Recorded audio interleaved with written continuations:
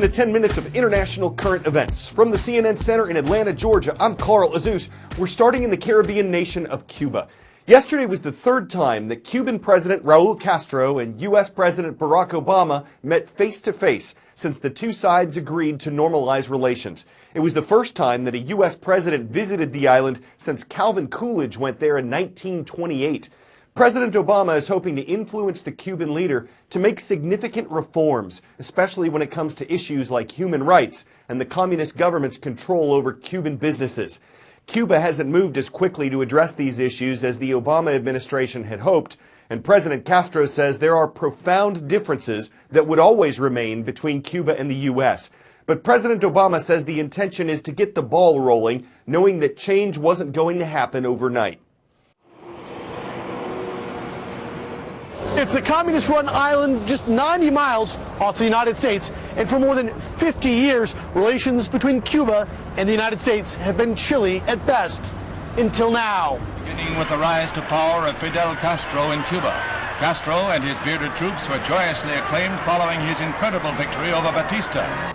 1959, Fidel Castro leads an army of thousands into Havana, forcing out the dictator at the time, and becomes the country's new leader. There are high hopes for the young revolutionary, but almost immediately, confrontation begins with the United States. The U.S. places an embargo on Cuba, and soon after breaks off diplomatic relations. Later, the infamous failed U.S. invasion at the Bay of Pigs. The CIA hatches plots to assassinate Castro, hundreds of plots according to the Cubans, and soon the Soviet Union secretly deploys nuclear missiles to Cuba.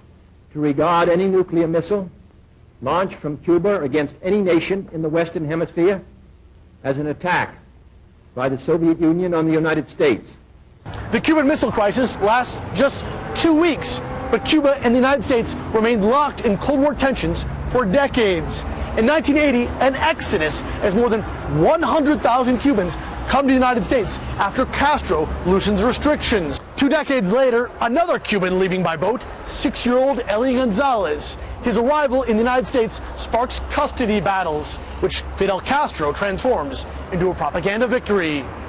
Fidel Castro said he expected to die in power, but in 2006, a mystery illness forces him to step down. His brother Raul takes over, and in 2015 does what many considered to be unthinkable, restores diplomatic relations with Cuba's longtime nemesis, the United States. One thing you notice when you see scenes of Cuba's capital: old cars, many of them American, classics like Chevy Bel Airs, vintage Plymouths and Pontiacs. There are an estimated 60,000 of them left in Cuba, and they could easily be described by some visitors as romantic icons of American automotive history. But only a tiny percentage of Cubans can actually afford cars. And for those few who can, keeping these classics running is their only choice. A lot of you have been asking how the Cubans keep all of these classic cars on the road, and you can see what Alberto is doing here right now. He's replacing the engine of this 1954 Chevy. Having an old car isn't a luxury here in Cuba, it is a necessity, because since Fidel Castro took power in 1959, it is extraordinarily difficult for ordinary Cubans to import foreign cars or car parts. So as a result, you have vehicles on the road that are 60, sometimes 70 years old, and the parts are just as old as well. So sometimes you'll have an American car like this with an engine from Russia, with parts from Germany. They have a bartering system. They let each other know what they need. They buy, they sell, and they trade. And as a result of the isolation of the embargoes, Cuba is home to some of the most creative mechanics in the world. They patch together these cars to keep them going long after they've been discarded in most other countries. As the restrictions start to lift, Cubans may have more new cars. They might not have to do what they're doing right now, but at least in the meantime, this is how you see all of these vintage cars, really an icon of Cuban culture. It gets down to the nitty-gritty, patching things together, doing the dirty work to keep carros antiguos on the road. In the final months before the Olympic Games, it's common for international officials to ask if the host city will be ready. This happened in Beijing, London, Sochi. But in Brazil's case, in Rio's case, there are concerns that go far beyond whether the venues will be finished. For one thing, Brazil is in its worst recession, a period of economic decline in 25 years. Budgets are tight. In some cases, they're getting smaller. For another, There's widespread political unrest. A massive corruption scandal involving Brazil's largest company, a government-owned oil company, has brought down several executives and politicians. Brazilian President Dilma Rousseff denies being involved in that, but millions have called for her impeachment. And she caused controversy last week by appointing Brazil's former president as her chief of staff. That could protect him from being prosecuted for crimes he's been accused of. Protests have been far and wide and sometimes violent. And on top of all of this, the Zika virus is still spreading in the country. So uncertainty is soaring over the August Olympics and Brazil's future itself. Next today, exporting U.S. sports. The NHL, the MLB, the NBA, the NFL, they've all played games in other countries. It's not just to show off what's popular in the States. American sports organizations believe there's the potential for growth to make more money when their away games include locations as far away as Australia. The NFL has a program that aims to both globalize the sport and help young people with limited opportunities. It recently brought several pro football players to the North African nation of Egypt. Hey, no, don't do that. Do not lead with, don't do that. Not this, not that. This is how you get into beast mode. Hey, don't dodge like that. Learning to hit from former NFL running back Marshawn Lynch. American football is going abroad, bringing the hits, the pain, and unique motivation. It's American football without barriers, or AFWB for short. 10 NFL players held a 3-day camp in Egypt. So here's a sport that is newer, it's different in their culture, but it's a fun sport. It's a huge team sport. It is really the definition of a team sport, and it builds friendships and lifelong friendships. And it's just something that we want them to live with.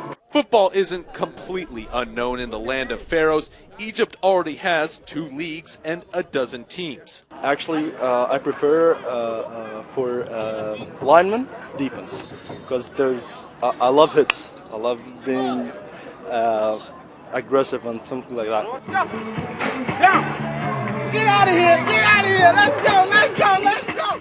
400 people signed up within hours to learn from the best, including from Egypt's 2 all-female teams. I have a dream, like for the sport, especially for women here in Egypt, for the American football, to prosper here. And for y'all show great teamwork, and that's very important in the sport of football. But there's more to football than the hitting, drills, and push-ups. We want to polish it up from a standpoint of, you have to eat right. You have to be healthy when you play this sport. You have to make sure that you have the right equipment, because when you have these pop-up sports in other countries, they're not always doing it right. It's unlikely the gridiron will overtake the pitch, at least anytime soon. Soccer is still king in Egypt. But who knows?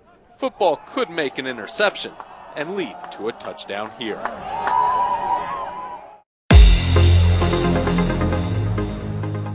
Going somewhere we've never been before on the roll call, so take out your passport and say hello to our viewers in Kosovo. In the capital of Pristina, thank you for watching at the American School of Kosovo.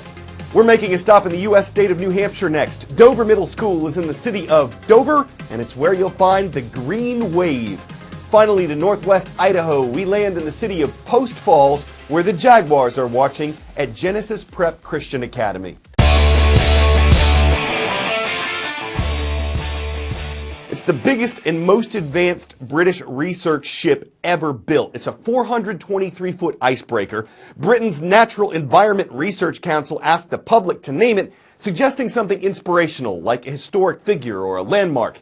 The RSS Henry Worsley, the David Attenborough, the Pillar of Autumn all got some votes. But the leading name for this refined vessel, Boaty McBoatface, as in Boaty McBoatface. The council doesn't have to go with that name, but the public has spoken, and the public says Boaty McBoatface. So in this case, refinement isn't what the public's all about. But hey, with options, you're supposed to pick whatever floats your boat. And folks aren't bowing to pressure. They're in stern support of the name, and if the council sinks it, well, that would be in a boat face. I'm your Captain Carl Azus, and I'm shipping out.